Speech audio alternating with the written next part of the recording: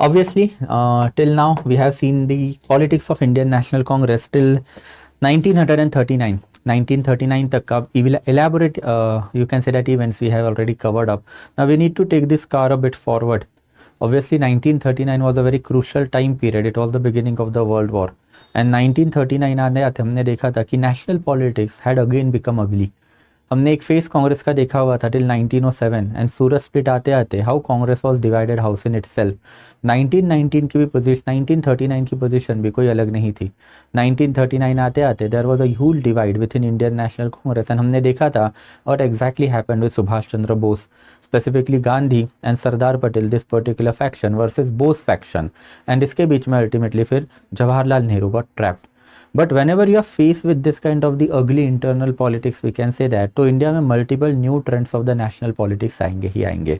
Perhaps हमने देखा था कि 1907 में when national politics collapse, revolutionary tendencies were there in our country in between 1907 से 1915 because national politics is no longer working. And वही चीज़ अब हम लोगों को कांग्रेस एंड इंडिया के साथ अब वापस भी दिखाई देगी। But this time this particular revolution was called as a revolution of Pakistan and this particular trend was now started by Jinnah and that's why we have to see this particular angle. Obviously इसको दो leg में I am going to divide the period in between 1939 से लेके 1942। सबसे पहले तो हमको देखना है कि इस टाइम पीरियड में जो evolution of two nation theory हुई वो कैसे हुई, what was the ideological background of two nation theory and what was Jinnah's exact idea behind it. And thereafter हमको देखना है कि फिर वापस से main stream Indian national Congress exactly कर क्या रहा था। तो let's just move forward towards this particular topic. But again आगे जाने से पहले you will get the access to PPT on the Telegram channel of us and अगर आपको कोई भी सवाल है then feel free to ask it to me on the Instagram channel of us guys. तो let's just move forward. Ultimately फिर Congress ministries के ऊपर हमने बातें करके रखी थी। 1937 में Congress ministries came into power, but फिर 1939 आते आते precisely September 1939 on 1st September 1939 Adolf Hitler attacked Poland and on 3rd September 1939 Britain declared warfare on Adolf Hitler, that is Germany, and it was the beginning of the World War II. अब World War II जैसे ही चालू हो गया without taking consideration of the Indian opinion, India को world War to में as a participant declare कर दिया and India को वर्ल्ड वॉर टू में पार्टिसिपेंट डिक्लेयर करने की वजह से इंडिया की nationalist leadership got divided during this particular time period. And ये जो नेशनलिस्ट लीडरशिप जो डिवाइडेड हुई थी वहीं से ये पॉलिटिक्स हम लोगों को चालू होता हुआ दिखाई देता है। It all began in September 1939 itself. In September 1939 onward, four important national leaders were there in our country. सबसे पहले अगर हम लोग गांधी जी की बात करें तो गांधी जी का ओपिनियन था कि since both the sides, that is Germany as well as Britain, are divided or they are basically not divided, sorry, they are inspired by imperialism and fascism is worst as compared to imperialism, then obviously the natural justice lies with an allied side, that is Britain side, and that's why Gandhi ji ने अपना support Britain को देके रखा हुआ था। अगर हम लोग सुभाष चंद्र बोस की बात करें तो Subhash Chandra Bose was of the opinion कि fascism as well as imperialism are equally worst off and our primary objective is to get rid of the Britishers and for that purpose हम लोगों को जो एंटी ब्रिटिश कंट्रीज है उनका support लेना है। In fact इसके ऊपर हम लोग लेटर ऑन बात भी करेंगे। अभी तक सुभाष चंद्र बोस का एक ही टॉपिक हमने कवर अप करके रखा है 1939 से लेके 1945 till his death. Exactly how Bose politics unfolded वो भी हमको देखना है। तो सुभाष चंद्र बोस के लिए this particular warfare was an opportunity. क्यों? बिकॉज हमने पहले ही देखा था कि Subhash Chandra Bose was communist and उनसे अफिलिएटेड जो कंट्री है that is USSR which is again a communist motherland, we can say that particular country was with Germany during this period of the time. And Germany के साथ अगर Russia खड़ा है that is USSR खड़ा है तो सुभाष चंद्र बोस के लिए it was a very well aspect because Subhash Chandra Bose communist है, रशिया कम्युनिस्ट है and thereafter it is standing with Adolf Hitler and फिर ये particular nexus can be developed against Britishers and that's why very soon Subhash Chandra Bose will escape out of India and he will go into Russia. Unfortunately over a period of the time 1941 आते आते Russia will change the side in World War two and Russia ने जैसे ही side change कर ली that is Russia will go closer to Britain, then obviously Subhash Chandra Bose had no other option but to enter into Germany and thereafter convert himself into a kind of a fascist leader, जिसके ऊपर हम लोग later on बातें करेंगे। But in anyways तीसरा important opinion जो है वो आया ऑब्वियसली फिर जिन्ना का। Jinnah was of the opinion it is a critical juncture for British government, and British government has indeed given lots of benefit of democracy to Muslim population. And in that capacity, at this critical juncture, an honorable cooperation has to be done with the Britisher. But finally, जो opinion Nehru का आया, that particular opinion was quite significant. Nehru का कहना था कि Britain is saying that they are fighting for democracy and thereafter they are fighting for right to self determination. Right to self determination हमने 1919 Woodrow Wilson तब elaborately देख के रखा हुआ था. But in any ways right to self determination का एक ही line में आपको मतलब समझना है कि there shall be vote within India to determine whether India has to be independent और इंडिया वांट ब्रिटिश रूल. तो that right to self determination and democracy, how Britain is going to implement it on India, ये question जो है नेहरू जी ने अब उठाना चालू किया.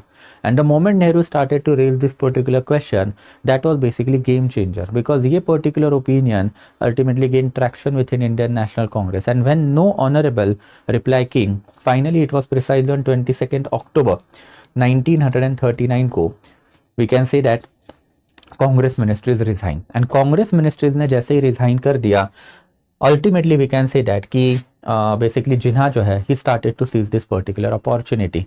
एज आई टोल्ड यू कि मोहम्मद अली जिन्ना जो है basically was of the opinion कि हम लोगों को ब्रिटिशर्स को सपोर्ट करना है, बट ब्रिटिशर्स को सपोर्ट करना है, इस पर्टिकुलर जो स्टैंड है इसको ultimately we can say Nehru by and large oppose. And Nehru का अपना एक स्टैंड था, एंड नेहरू के स्टैंड को जैसे ही कांग्रेस का सपोर्ट मिल गया, then finally we can say that कि finally entire Congress ministries resign.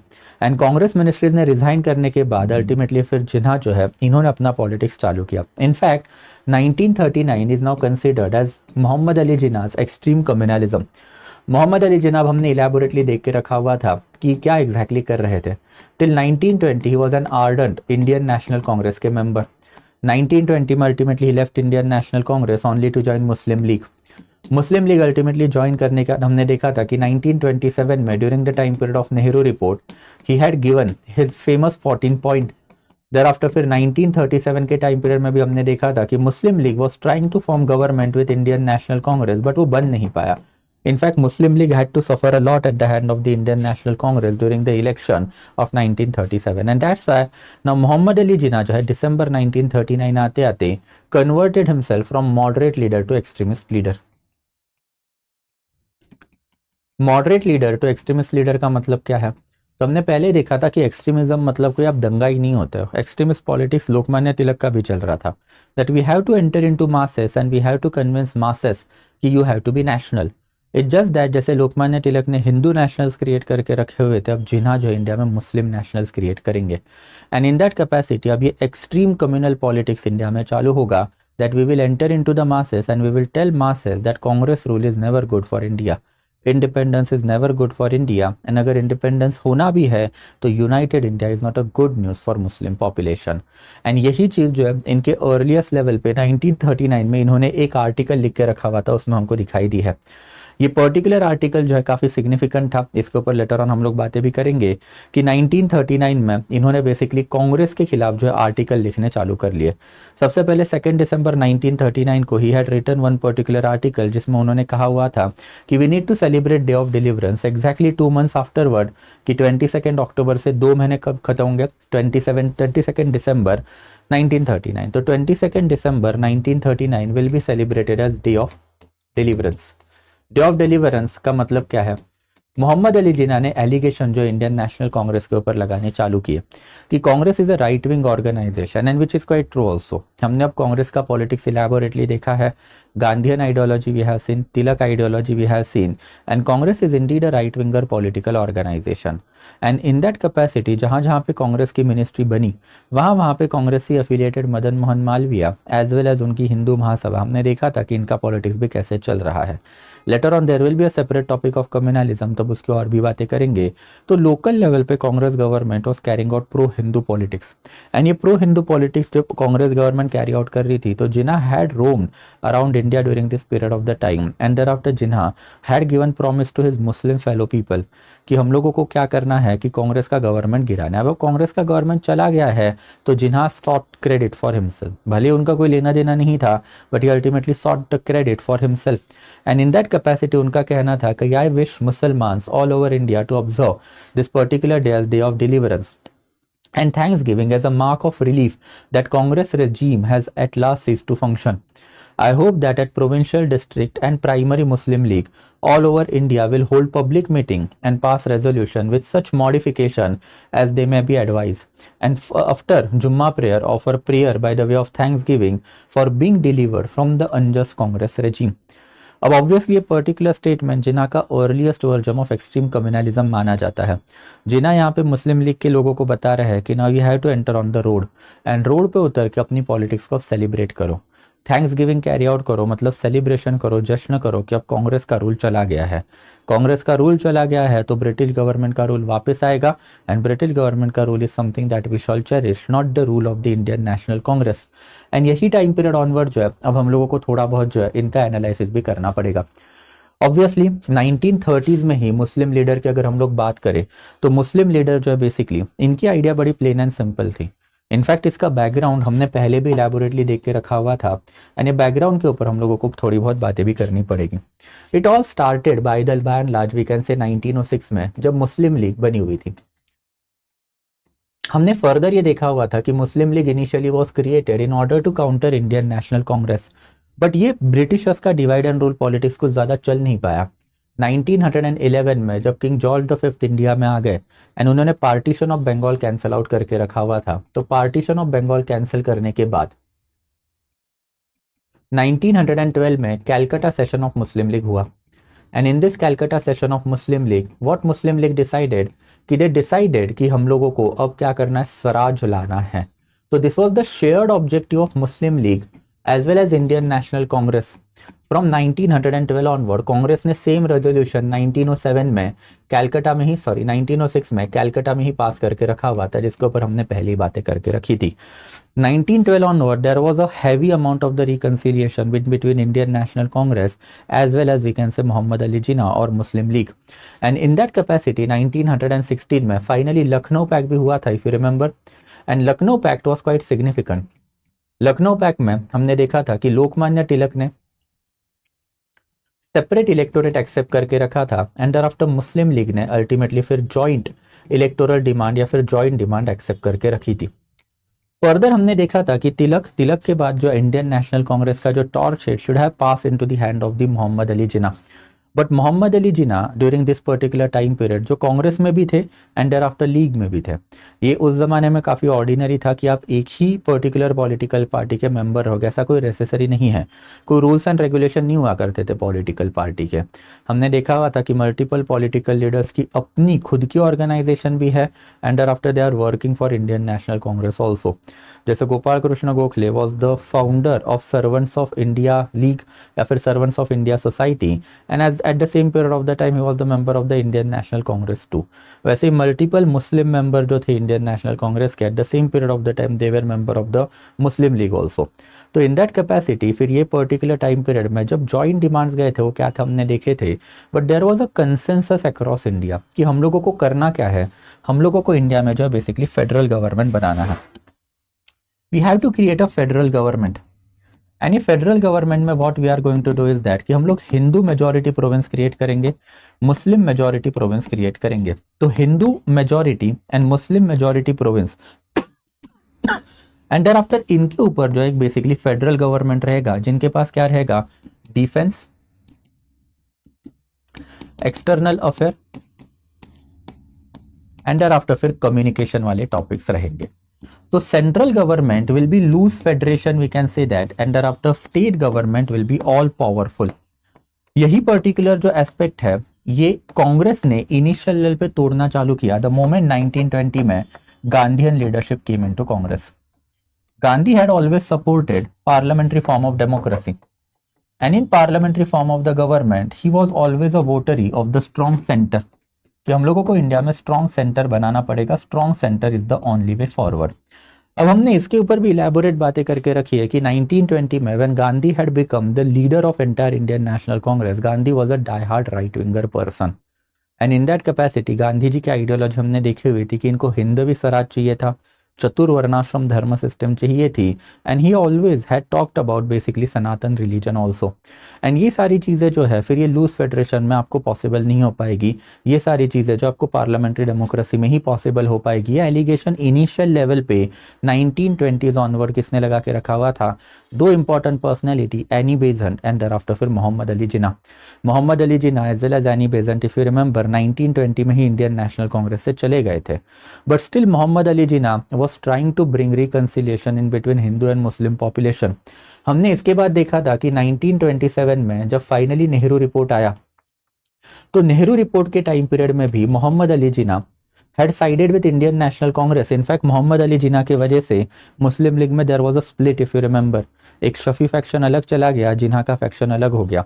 And Mohammad Ali Jinnah during this particular time period जो है वाज क्वाइट श्योर कि इंडियन नेशनल कांग्रेस, भले ही अब गांधी जी के अंडर है, कोई फर्क नहीं पड़ता है, they will basically honour their promises that they had given us earlier. But ultimately फिर मोहम्मद अली जिन्ना को शॉक लगा जब कैलकाटा में ऑल पार्टी कॉन्फ्रेंस 1928 में कन्वीन की गई। एंड ये कैलकाटा की ऑल पार्टी कॉन्फ्रेंस जो अगस्त 1928 में कन्वीन की गई थी, उसमें ultimately Mohammad Ali Jinnah had to leave this particular conference because Nehru report क्या नहीं कर रहा था? पहले तो सेपरेट इलेक्टोरेट नहीं दे रहा था, thereafter joint electorate with reservation in majority area भी नहीं दे रहा था, एंड देयर आफ्टर प्रोविंसेस जो है they were basically weak because residuary power जो है किसके पास जाएगी? सेंटर के पास जाएगी। इफ यू रिमेंबर हमने देखा था कि मोहम्मद अली जिन्ना सेड कि इस रेसिडरी पावर जो आप बेसिकली प्रोविंसेस के पास दे दो, but it did not happen, it could not happen. And वो वाला पॉलिटिक्स भी हमने देखा था। Finally it was in 1928 in Calcutta only, सितंबर 1928 मोहम्मद अली जिन्ना ने अपने फेमस 14 पॉइंट्स देके रखे हुए थे। यहाँ पे भी ultimately Mohammad Ali Jinnah was upset with Indian national Congress, and ये 14 पॉइंट में आपको क्लियरली हमने देखा भी था कि it was nothing but a federal government only. In fact Pakistan आज भी फेडरल गवर्नमेंट ही है because that was the idea of the Mohammad Ali Jinnah. Tilak चले गए, तिलक के बाद इंडियन नेशनल कांग्रेस की लीडरशिप गांधी के अंडर में आ गई, तब इंडिया पार्लियामेंट्री डेमोक्रेसी के ऊपर शिफ्ट हुआ है। But it was an accepted formula कि ऐसा इंडिया बनना चाहिए। एंड इनफैक्ट हमने देखा हुआ भी था कि यूनाइटेड स्टेट्स ऑफ इंडिया नाम का एक न्यूज़पेपर जो है कौन निकाला करता था? इवन हिंदुस्तान रिपब्लिकन एसोसिएशन, जो चंद्रशेखर आज़ाद एंड आफ्टर राम प्रसाद बिस्मिल ने मिलकर बनाई हुई थी। तो revolutionaries as well as moderate as well as extremist they had always favoured this particular government. इसमें अल्टीमेटली सेपरेट इलेक्टोरेट भी जायज़ था, इसमें अल्टीमेटली प्रोविंसेस को जो रेसिडरी पावर है वो भी जायज़ थी। And it was a workable formula कि अगर आपको इंडिया को यूनाइटेड रखना है तो फिर आप Muslim majority Hindu majority province बनाओ।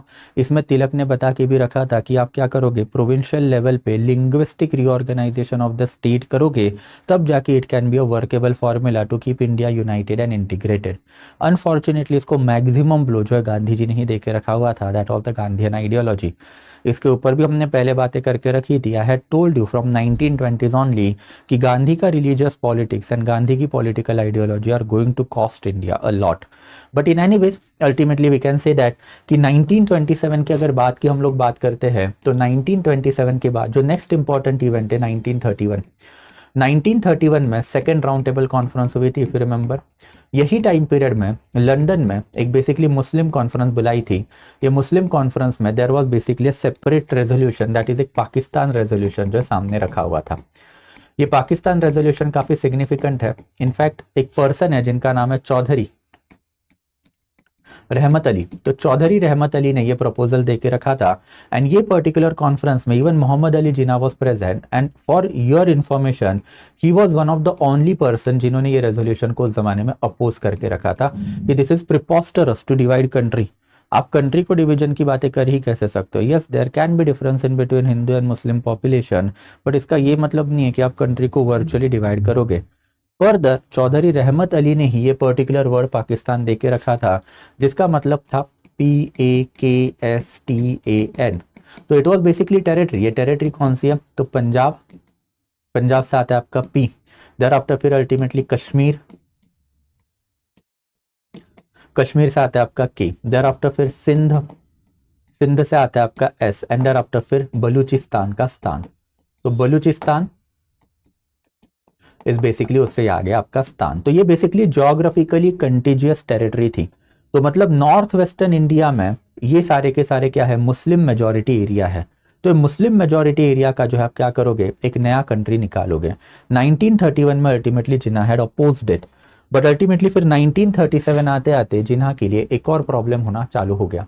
1937 में हमने देखा था कि फिर provincial elections were conducted, and ये प्रोविंशियल इलेक्शन जो है काफ़ी सिग्निफिकेंट माने जाते हैं। ये प्रोविंशियल इलेक्शंस हमने देखे थे कि कांग्रेस क्यों इसमें कंटेस्ट किया, and Congress wanted to break that particular myth कि कांग्रेस का rule will be more disasters for country as compare to British government का रूल। एंड दैट्स वाई फिर कांग्रेस आया। कांग्रेस ने ऑलमोस्ट 9 प्रोविंसेस में अपने गवर्नमेंट बना के रखे थे except Sindh and thereafter Punjab.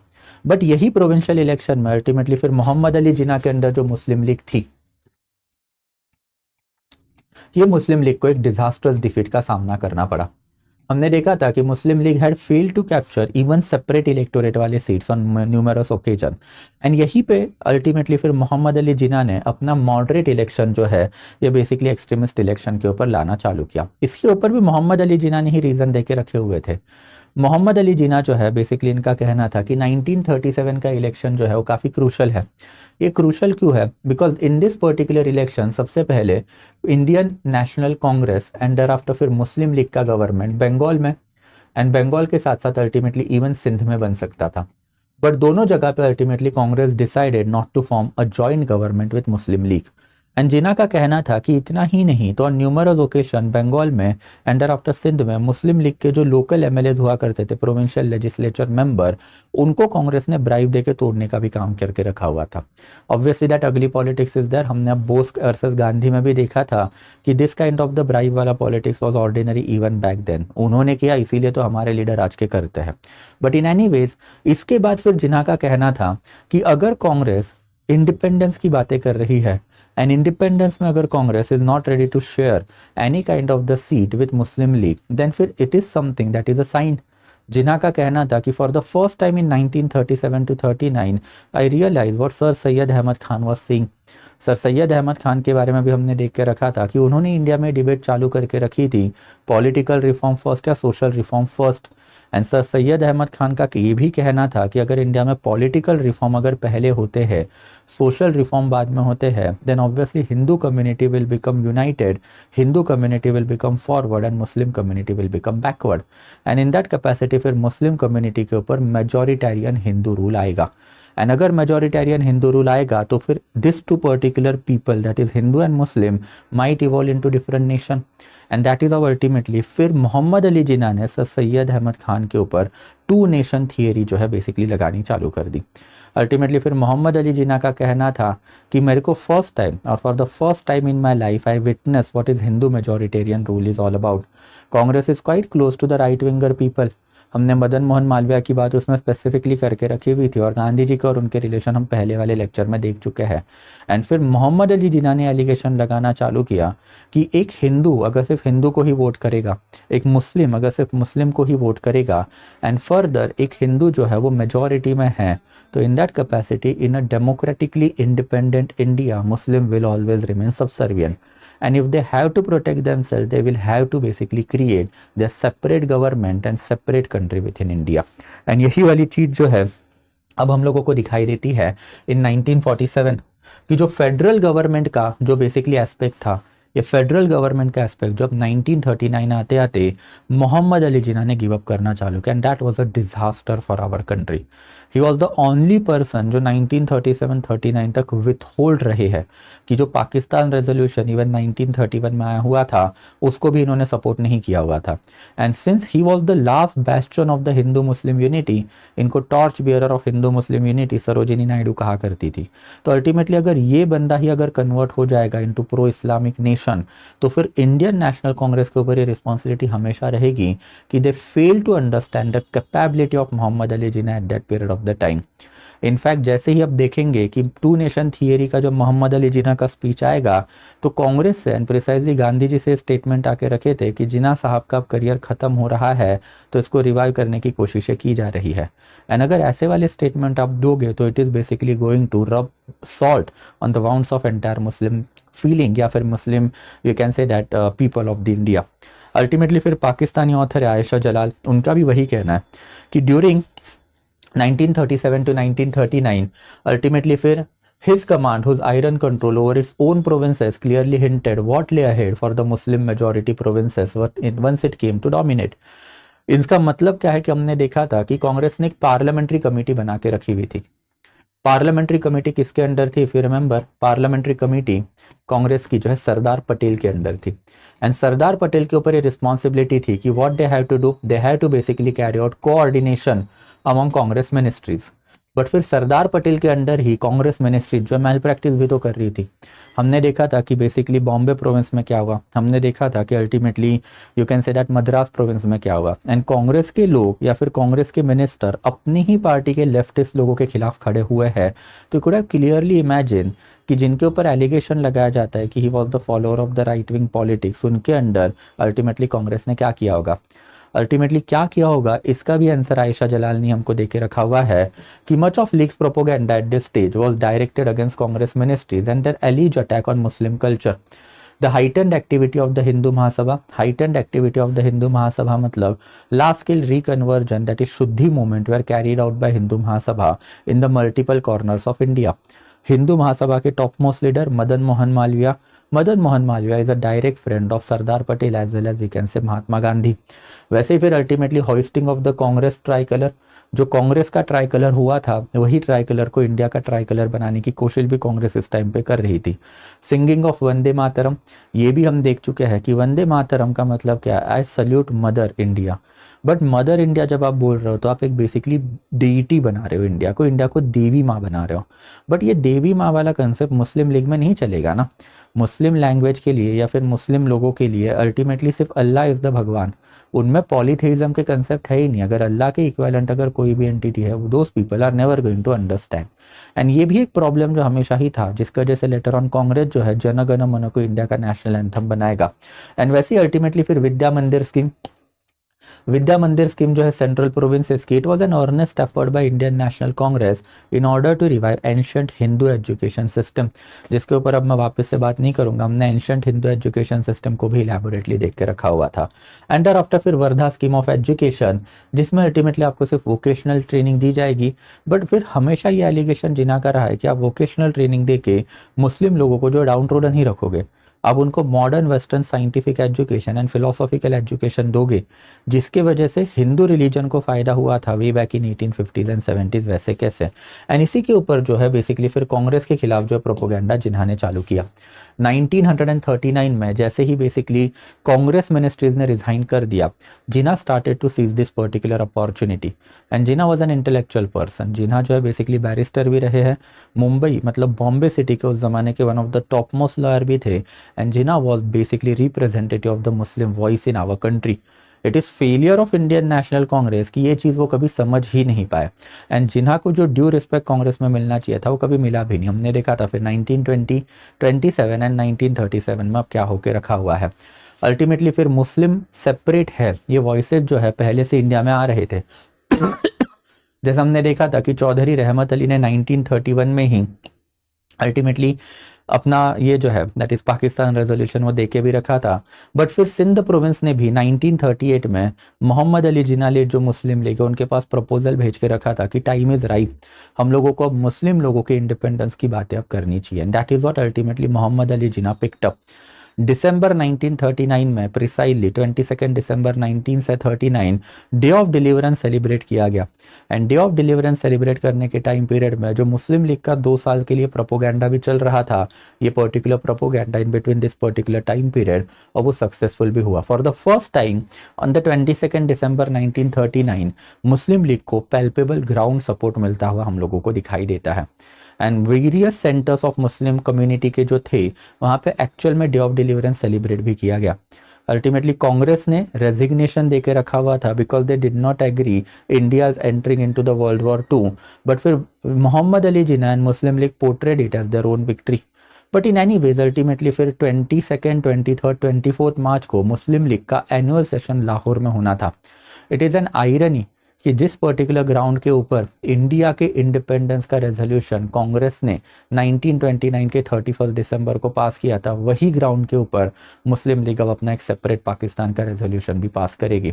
But in any ways ये सेशन के पहले ही ऑन 9 मार्च 1940 एक लंदन वीकली है टाइम एंड टाइड, यहाँ पे मोहम्मद अली जिन्ना ने अपनी टू नेशन थियरी के ऊपर इलेबोरेट बातें करके रखी थी। एंड यही स्पीच लेटर ऑन उन्होंने मुस्लिम लीग के सेशन में भी दिया था ऑन 23-24 मार्च 1940 में। तो उसके ऊपर अब थोड़ी बहुत बातें करेंगे। सबसे पहले मोहम्मद अली जिन्ना का कहना था कि democratic system based on concept of homogeneous nation such as England are very definitely not applicable to heterogeneous countries such as India. And this simple fact is the root of all of India's constitutional ill. Muhammad Ali Jinnah ये particular statement में कहना क्या चाहते हैं कि Britain में जो nationalism चलता है,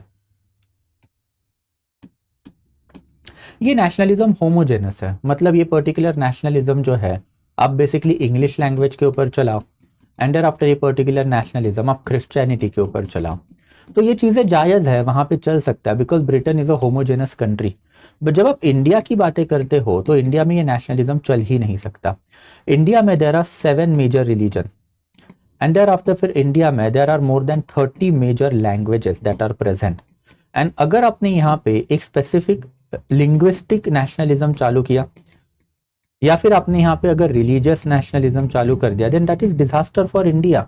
एंड यही चीज जो इंडिया के लिए हुई है, this is the root cause of the all problem of our country. Ultimately फिर Mohammad Ali Jinnah was a very good friend of Tilak, हम देख चुके हैं। Tilak was the genesis of the linguistic nationalism and religious nationalism. It was Tilak जिन्होंने सबसे पहले political pedestal के ऊपर you can say that linguistic formation of the provinces का डिमांड किया था। इट वॉज तिलक जिन्होंने सबसे पहले जो है अल्टीमेटली फिर हिंदू नेशनलिज्म इंडिया में चलाया हुआ था। तो वही वाली चीज़ जो है इंडिया के लिए अब घातक साबित हुई है। एंड ये अब ऑर्डिनरी चीज़ एक सिंपल फैक्ट है जिसके ऊपर अब इंडियंस को एग्री करना पड़ेगा। फर्दर ही वॉज स्टेटिंग कि experience has proved that whatever the economic and political program of any political party, the Hindu as a general will vote for his caste fellow and Muslim for his co-religionist. Ultimately जिन्हा ने भी ये बता के रखा था कि अब 1920 से इंडिया में डायरेक्ट इलेक्शन लगे हुए हैं। Direct elections are going on in our country since 1920, and अब 1920 से लेके 1940 तक हम आ चुके हैं। And this has been a common agenda in India कि आपका पॉलिटिकल एंड इकोनॉमिकल प्रोग्राम कुछ भी हो, nobody is going to care for it. Ultimately एक हिंदू बंदा जब वोट डालने को जाएगा तो वो अपने फेलो कास्ट मैन को वोट डालेगा, तो अपना जो कास्ट वाला बंदा है उसी को वोट पड़ता है, which is quite true again unfortunately. And एक मुस्लिम जब जाएगा तो वो मुस्लिम को ही वोट डालेगा। And in this particular capacity how are you going to basically continue with the you can say that India's nationalism which is ongoing. कि nationalism India में अब नॉन वर्केबल है, बिकॉज इंडिया में अब basically clear cut compartmentalisation जो हो चुका है। फर्दर उनका कहना था ऑन इंडियन नेशनल कांग्रेस कि an India wide attack on Muslim was launch in the 5 Muslim provinces. Every attempt was made to defeat Muslim led coalition ministries. मतलब जितने भी बेसिकली मुस्लिम प्रोविंसेस उस जमाने में हुआ करते थे, वहाँ पे मुस्लिम लेड जो कोएलिशन मिनिस्ट्रीज है उनको डिफीट करने का भी काम हुआ।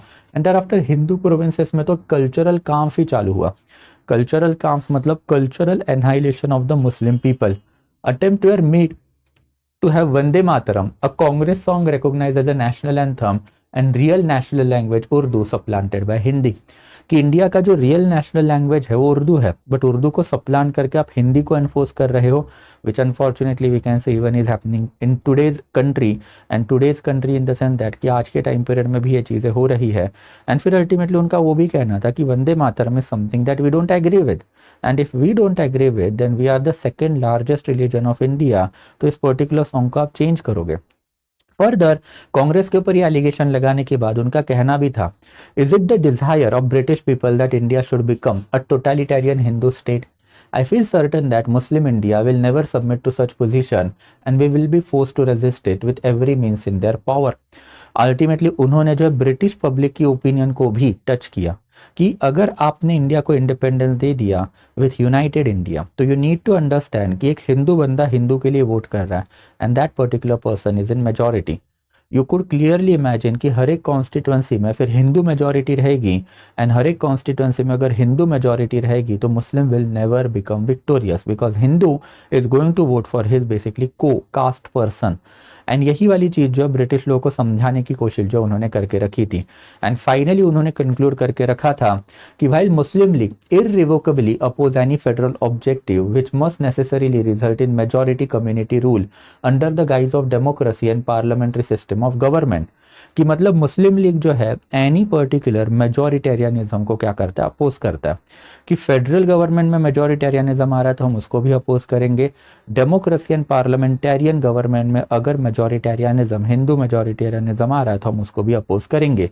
And to conclude, a constitution must be evolve that recognise that there are in India two nations whose now must share the governance of their common motherland।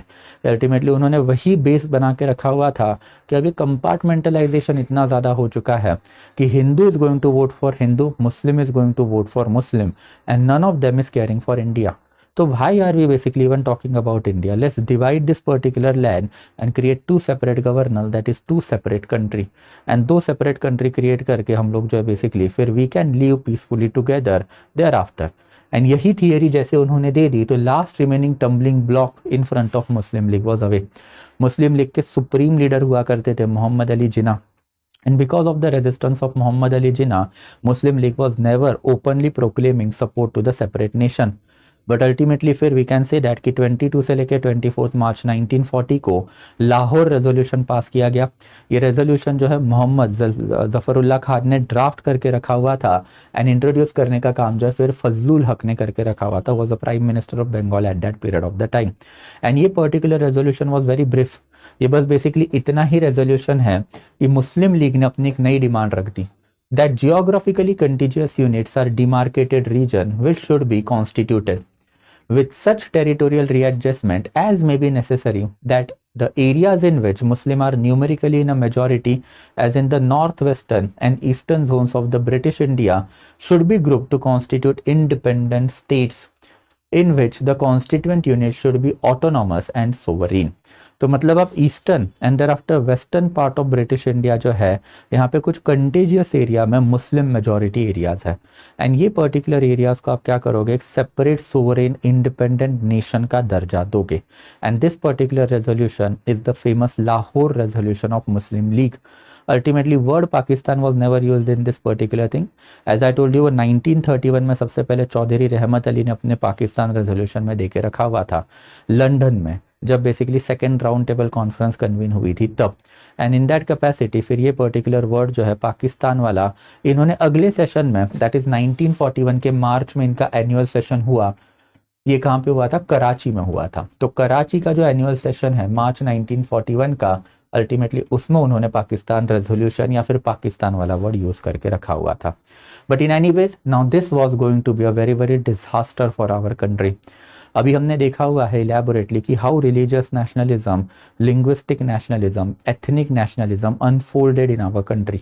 And इसमें अगर religious nationalism की बात करें तो ever since time period of 1895 जब तिलक ने अपने separate religious festival निकाले, हिंदू लोगों को नेशनल बनाया, अब धीरे धीरे करके जो है 1940 से लेके 1947 with in span of 7 year जो है मोहम्मद अली जिन्ना मुस्लिम लोगों को जो है नेशनल बनाएंगे।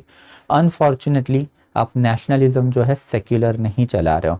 जैसे हिंदू बंदा become nationalism because of Bharat Mata, Hindu बंदा become nationalism because of Hindu religion, Muslim बंदा will become national because of जिहाद, मुस्लिम बंदा will become national because of what, अल्लाह।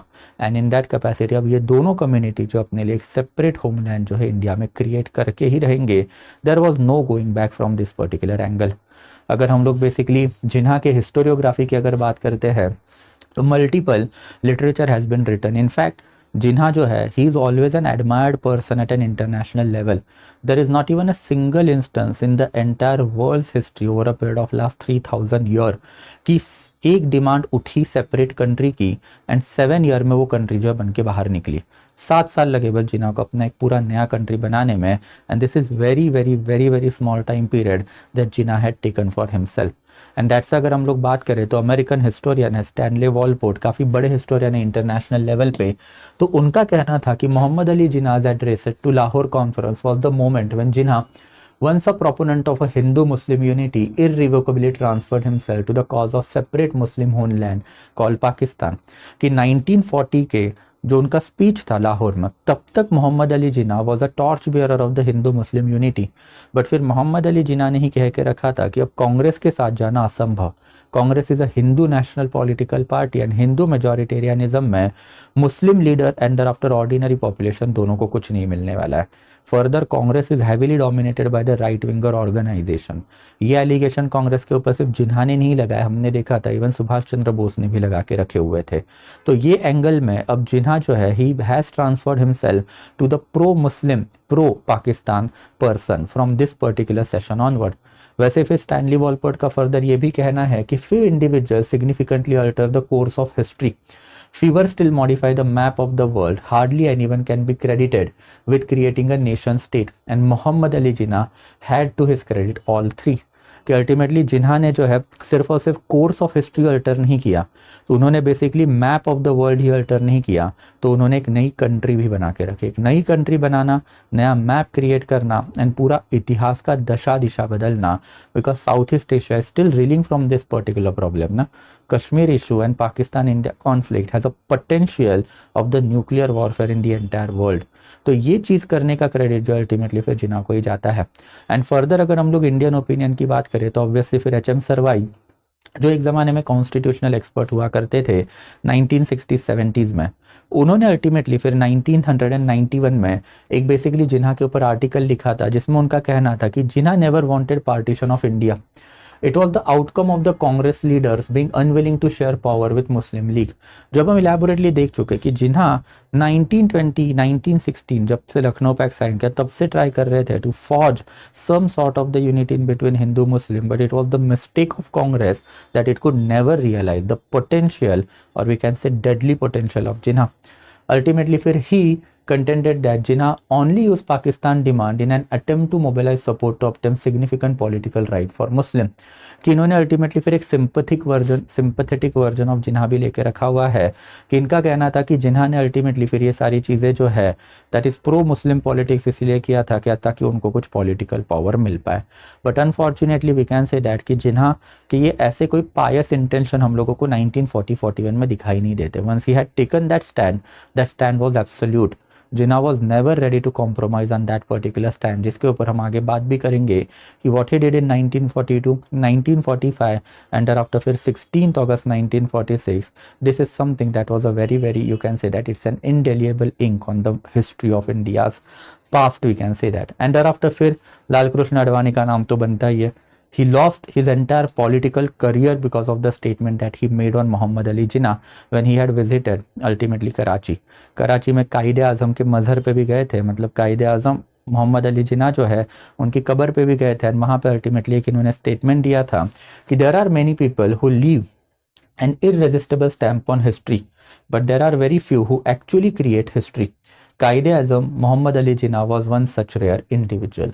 तो आपको बेसिकली इंडिया के साइड में as well as international side में भर भर के सपोर्ट जो जिन्ना को हमेशा दिखाई देगा। बिकॉज 1940 आते आते जिन्हा का पॉलिटिक्स जिस तरीके से अनफोल्ड हुआ है, majority of the historian and majority of the political leader always agree कि it is because of Gandhi.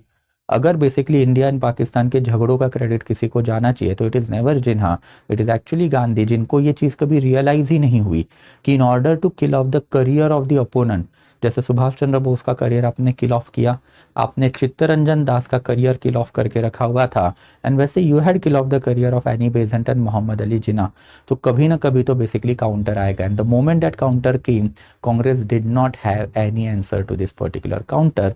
Ultimately within span of 7 year अब इंडिया का पार्टीशन होगा एंड उसके ऊपर भी हम लोग बात करेंगे। But I hope it is quite clear कि जिन्हा